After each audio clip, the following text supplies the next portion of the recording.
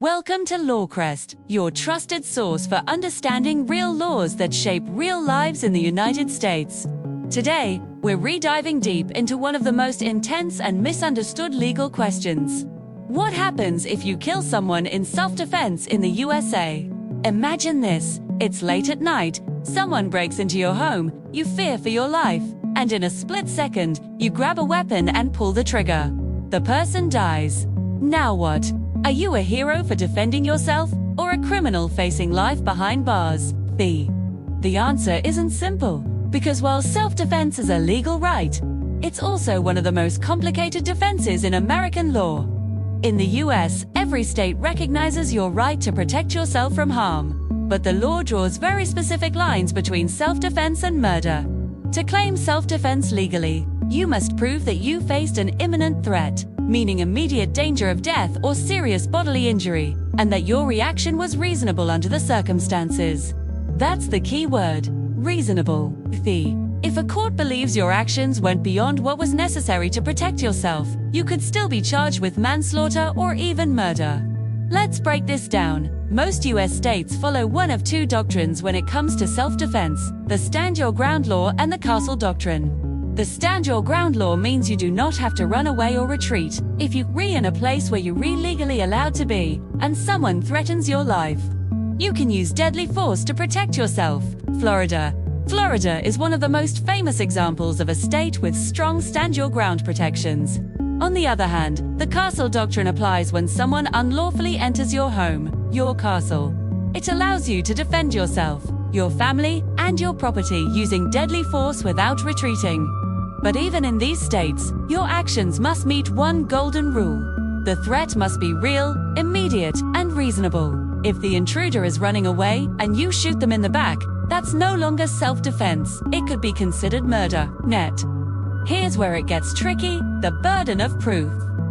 In many self-defense cases, the prosecution will argue that you weren't actually in danger, or that you used more force than necessary. For example, if someone punches you in an argument and you respond by shooting them, the court may say your response was excessive. The law expects proportionality. Your level of force should match the level of threat. This is what separates legal self-defense from a criminal act. Prosecutors often dig deep into the facts: where you were, what the attacker did, whether you had a chance to escape, and whether the victim was armed. Even small details like how far away the attacker was can completely change the outcome of your case. In the United States, self-defense laws vary from state to state. In California, for example, self-defense is legal only if the danger was immediate and unavoidable. In Texas, the law gives broader rights under the Castle Doctrine, allowing deadly force to protect not only yourself but also others, or even property under specific conditions. Meanwhile, states like New York require you to retreat if possible before using deadly force, unless you reinside your own home. So the location of the event can completely change your legal outcome. Let's take a real-world example: the George Zimmerman and Trayvon Martin case in Florida. Zimmerman claims self-defense under the Stand Your Ground law after shooting an unarmed teenager, leading to one of the most controversial trials in US history. The court ruled in his favor, sparking national debate over racial bias and the limits of self-defense. This shows how self-defense cases aren't just legal battles, they're emotional, moral, and political minefields. Now, let's say you kill someone and claim self-defense. What happens next? First, police will arrest or detain you for questioning. They'll collect evidence, weapons, video footage, and witness statements. If your story doesn't match the physical evidence, things can turn bad fast. You'll be advised by your lawyer to stay silent, because anything you say can and will be used against you in court. If the evidence supports your self-defense claim, for example, if the other person had a weapon, broke into your home, or attacked you first, prosecutors may drop the charges. If it's unclear who started the fight or if you escalated it, you could face serious charges, like manslaughter, unintentional killing, or second-degree murder, intentional but not premeditated. The difference between walking free and serving decades in prison can come down to one detail: who appeared to be the aggressor.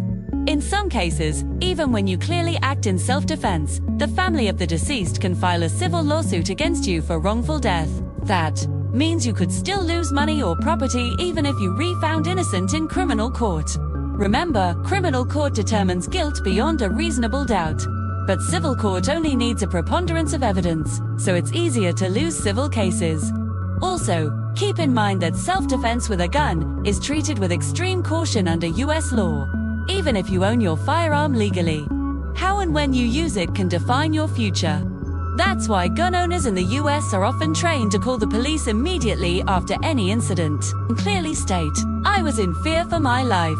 Those words matter. They establish your mindset, a key factor in any self-defense case. Now, let's look at penalties. If your self-defense claim fails, if the court finds that you weren't in danger or used excessive force, you could face life imprisonment or even the death penalty, depending on the state and the degree of murder. If it's ruled as involuntary manslaughter, meaning you didn't intend to kill, but your actions led to death, the punishment can still range from 2 to 20 years. Some states also have duty to retreat laws that require you to try to escape before fighting back. Ignoring that duty can make your self-defense claim invalid. One big mistake people make after a self-defense incident is talking too much, especially on social media or to investigators, without legal counsel. Saying "I didn't mean to kill him" or "I just wanted to scare him" might seem harmless, but prosecutors can use it to show intent or negligence. So, the rule is simple. If you're ever in a situation where you must defend yourself, survive first, call 911 second, and get a lawyer third. Don't say more than you need to. In the US, the justice system also looks at your state of mind during the act. Were you angry, scared, or calm? Did you have time to think? Were you provoked? For instance, if someone verbally insults you and you kill them, that's not self-defense. But if someone pulls a knife and charges at you, that's a different story. Your reaction must be instinctive, not revenge. Some states are now pushing to reform self-defense laws because of high-profile cases where innocent people were killed under stand-your-ground claims. Critics say these laws sometimes protect aggressors instead of victims, while supporters argue they protect honest citizens from becoming victims themselves. Either way, self-defense remains one of the most emotionally charged issues in US criminal law. So, what can you do to protect yourself legally? Learn your state's laws. Every responsible citizen, especially gun owners, should know their rights and limits. Taking a certified self-defense or firearm safety class isn't just smart, it's a lifesaver. Many cases that end badly could have been avoided with proper training and understanding of local laws. To sum it up, if you kill someone in self-defense in the USA, your fate depends on 3 things: the evidence, the reasonableness of your actions, and the state you're in. You could walk free as someone who protected their life, or spend decades behind bars for a justified act gone too far. It's not just about what you did, it's about what the court believes you did, and why. Thanks for watching Law Crest, where we uncover the truth behind America's most complex legal questions. Stay tuned, stay informed, and always remember, knowing your rights could one day save your life.